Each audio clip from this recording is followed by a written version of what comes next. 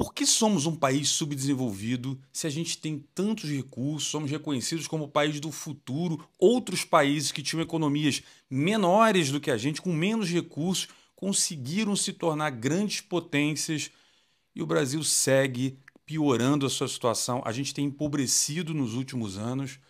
Por que isso acontece? E para falar sobre isso, primeiro eu vou fazer um paralelo a um vídeo que todo mundo pediu que eu fizesse react, que é o vídeo do Thales Gomes conversando com 30 pessoas demitidas. Ao invés de eu falar sobre esse vídeo, porque desculpa, no segundo minuto do vídeo você já entende porque que todas aquelas pessoas foram demitidas, né? Aquilo ali é um show de horrores. Mas aquilo ali demonstra um traço da personalidade do brasileiro. Um traço do que está na cultura da nossa sociedade, que é a ideia de que todo mundo deve alguma coisa pra gente. Todo mundo deve alguma coisa pra gente.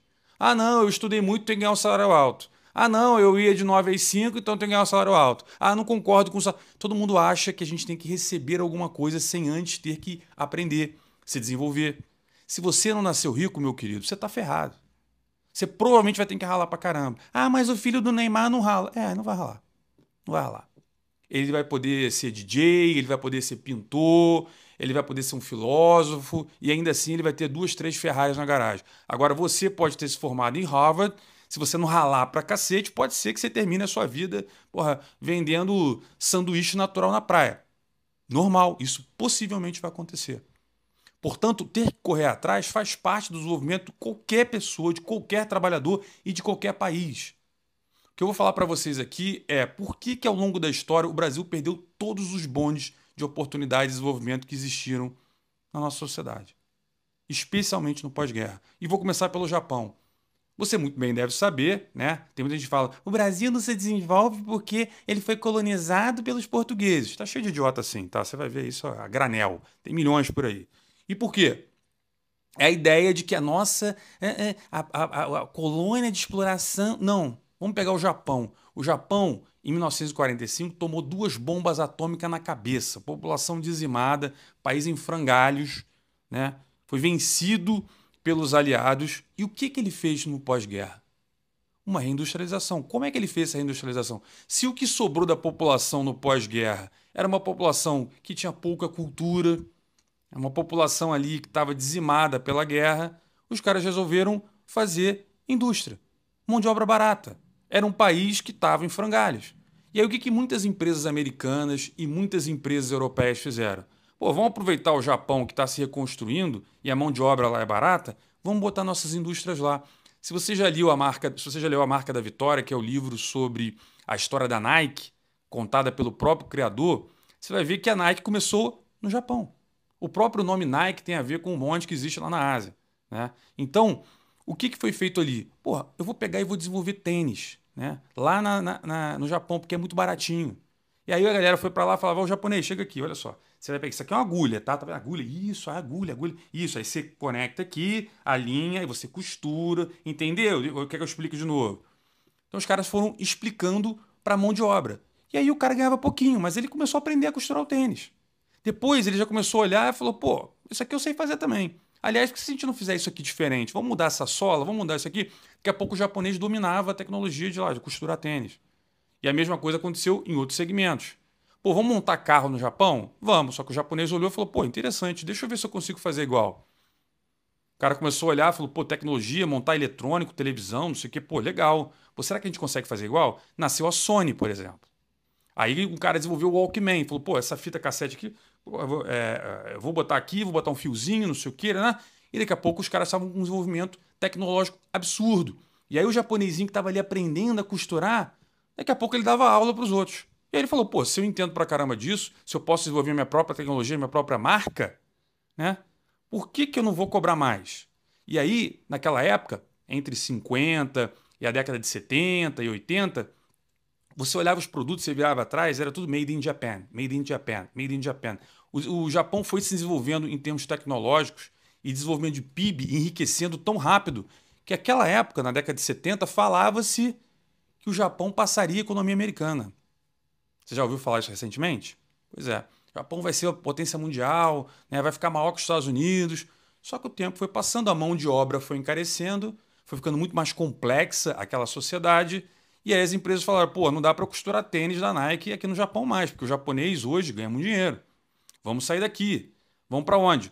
Vamos para Hong Kong, né? Que é uma ilhazinha ali perto da China. Pô, lá os caras podem fazer manufatura, o cara pode costurar lá, porque lá o chinês que mora ali, que tinha ainda um aspecto ligado à Inglaterra e tudo, a gente pode fazer um livre mercado. Então vamos, porra, os caras vão lá costurar também o tênis, produzir camisa, um monte de coisa, com a mão de obra muito mais barata. E na hora que essas indústrias saíram do Japão, o Japão já era um país rico. Ele já tinha se desenvolvido. Ele dominava tecnologias que você tem até hoje. Vários carros que você conhece, marcas de eletrônico que você conhece, várias tecnologias que você conhece, todas são japonesas. O Japão nunca mais empobreceu. Hoje ele continua sendo um país extremamente rico. E aí o que aconteceu com Hong Kong? Começou a receber aquilo tudo e o processo foi exatamente igual. Chegou lá, chamou o cara de Hong Kong, lá o chinesinho lá, que enfim é de Hong Kong. Falou, ó, mesma coisa, tá vendo? Aqui, ó, linha, né? Você liga assim, você passa a linha aqui, costura a sola, né? Foi explicando. Aí o cara, oh, é isso aqui, é isso. Aí o cara foi aprendendo, foi se desenvolvendo. E em pouco tempo, o que aconteceu? Os caras, a mesma coisa, estavam dominando, porra, muito dinheiro rolando ali. Aí surgiu, por exemplo, a HSBC, a parte de finanças, né, mundial ali. Você começou a ter um desenvolvimento complexo em Hong Kong. E ali no início dos anos 2000, todo mundo ia para Hong Kong. Pô, Hong Kong, não sei o quê, aqueles prédios maravilhosos e tal, aquela cidade, aquele skyline foda, não sei o quê. Hong Kong se desenvolveu. E aí você olhava os produtos, virava atrás, tudo made in Hong Kong. E aí o que aconteceu depois? A China foi e falou, cara, entendi o que é para ser feito, né? Vamos fazer a mesma coisa aqui em uma escala muito maior. Tem uma população gigante aqui. Vamos trazer as indústrias todas para a China. E a China fez a mesma coisa. Chega lá o cara da Adidas, da Nike, ah, então, isso aí, sola de sapato, né? Vamos costurar, costura, né? Aí o chinês, olha, aí ele ganhava $2, $1 a hora. Aí ficava um bando de brasileiro aqui, que estava todo mundo subdesenvolvido, né? E a economia da China, ela tinha o mesmo tamanho da brasileira. Eu vou repetir, porque isso aqui é muita loucura. A economia chinesa, ela era do tamanho da economia brasileira no final da década de 90. Tinha o mesmo tamanho. Tá? Só que lá tem bilhões, literalmente, mais de 1 bilhão de pessoas. E aí o que aconteceu? O chinesinho começou a aprender, né? Ah, costurou, não sei o que, foi se desenvolvendo. Daqui a pouco ele começou a fazer uns produtos ali que era uma cópia, e todo mundo fala, pô, esse produto chinês é Xing Ling, não sei o que, né? É cópia. Aprendeu a fazer cópia. Aí o cara ganhava $1 que ficava o brasileiro. Tadinho do chinesinho, salve um chinesinho aqui no Brasil, as universidades da minha época. Porra, não, que absurdo, é exploração do trabalho na China, não sei o que, ele ganha muito pouquinho. Só que o chinês que ganhava pouquinho, ele começou a aprender a mexer nesse negócio. Daqui a pouco ele desenvolveu a própria tecnologia. E assim como o Japão, seguiu a mesma coisa. Desde que eu monto o iPhone para você, americano, manda aqui. Pô, a galera que cobra baratinho, manda o iPhone aí. Aí o americano falou, claro, tá aí, ó. Aí a Apple, se você olhar o teu celular da Apple, vira atrás, tá lá. É Design in California, Assembly in China, sei lá. Por quê? Porque eles foram aprendendo. Ah, entendi essa peça. Desde que eu faço a peça para você, o chinês começou a fazer tudo. Só que ao mesmo tempo que ele fazia, ele aprendia. E no que ele ia aprendendo, ele ia se desenvolvendo. E hoje, a China sofre o mesmo problema que o Japão sofreu e que Hong Kong também sofreu. A mão de obra chinesa hoje, ela é cara.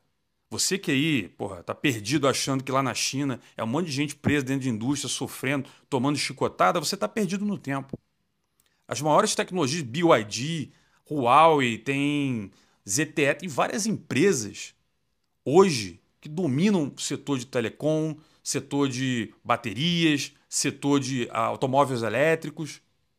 A gente está vendo a China hoje liderar inteligência artificial em muitos aspectos. Um país que há 25 anos atrás ficava um monte de idiota na universidade falando ai, salvem o chinês. E hoje, o Brasil, né, quase daqui a pouco 100 anos da Segunda Guerra Mundial, o Brasil segue sendo tão pobre quanto. Na verdade, nem é isso. A gente tem empobrecido nos últimos anos. A gente fica querendo dar aula para o mundo de como fazer as coisas, mas a gente está 40 anos com Lula enchendo o saco, a esquerda, né? Revolução, Che Guevara, não sei o que. Cara, esse negócio já acabou. Em 89 caiu o muro, acabou. A gente tem que ter um futuro diferente. E olha que tristeza. Sabe que posição a gente está hoje? Em nenhuma. A gente está parado no tempo. Vocês vão começar a assistir agora, quando você virar o produtinho atrás, Made in India. A Índia está dominando esse mercado. Ela está repetindo a fórmula que deu certo no Japão, A fórmula que deu certo em Hong Kong, a fórmula que está dando certo na China e agora vai dar certo na Índia. A Índia tem população, a Índia tem uma mão de obra barata, ela é desburocratizada, ela é focada em livre mercado e todos esses países que eu falei que passou essa onda poderia ter sido o Brasil. Mas é aí que entra a mentalidade dos 30 demitidos. A ideia de que o mundo te deve alguma coisa. Aqui no Brasil, a gente acha que a gente tem que receber para depois avaliar se eu vou dar. Um dos idiotas lá fala assim, mas eu no meu salário eu não acho que é bom, portanto eu não vou me dedicar também. Tem razão. Aí você fica na situação que você está, desempregado. Ah, não, eu estudei, mas ninguém paga o salário que eu quero. Pois é, isso acontece, faz parte. Você está ralando, você está trabalhando mais do que deveria? Ou você está achando, não, eu vou dar só o que me pedem. E aí sabe o que acontece aqui no Brasil? E se você olhar a história de todo mundo que tem sucesso, vou pegar algo que é mais fácil para você. Olha a Anitta. Olha lá os vídeos do início da Anitta, cantando em um monte de lugar merda aí, lá na periferia do Rio de Janeiro. Cantando funk lá nos lugares, ganhando merreca, às vezes não ganhando nada. Pega as histórias aí, Claudinho Buchecha. Pega a história aí do sertanejo. Pô, escuta o Leonardo falar lá onde ele começou, cantando, ele fala, cantando na zona. Porra, vai em Estãozinho de Chororó. Pô, Chororó canta pra caramba. Tu vai, onde ele começou? Em churrascaria. Hoje o cara tá rico. Agora o problema do brasileiro é que ele quer ganhar igual o Gustavo Lima sem nem saber tocar uma viola. Não, eu quero o salário do Gustavo Lima. Aí depois eu aprendo a tocar viola. Querido, você primeiro precisa correr atrás. Depois, se você correr atrás, tiver sorte, condições ali, você vai se dar bem. Mas sabe o que tem certeza que não vai dar certo? Se você nunca fizer isso. Se você sempre se apoiar em que o mundo é cruel com você. Ah, não, meu patrão é cruel comigo. Ele não paga o salário que eu queria que ele pagasse. Ah, meu Deus. Aí sabe o que a gente tem na nossa sociedade? Uma porrada de cara barbado, de 40 anos, dormindo no quarto de empregada da casa da mãe. A gente tem uma porrada de gente encostada por aí porque fica acreditando que está sendo injustiçado. Você vai na universidade, pega esses moleques de esquerda aí, né, com barba de pentelho, não sei o quê, falando em revolução. Esse cara aí, quando você tem 20 anos, pô, você é o descoladinho da turma. Quando você tem 30, a mulher já vai te olhar e vai falar, querido, acho que está na hora da gente, né? Com 40, você só é um fudido. Então, é até interessante ver como essa galera que tem esse pensamento mais à esquerda, que o mundo deve alguma coisa a ela muda muito quando ela vai ali com seus 25 anos. Quando você pega o teu canudo na universidade, né, bota embaixo do sovaco e vai procurar emprego, começa a pagar conta, aí tu vai ver. Teu pai não era tão idiota assim, né? Teu pai chegava 9 da noite, mas ele não era um explorador do capitalismo. Ele estava tentando pagar o teu leitinho aí, que é caro.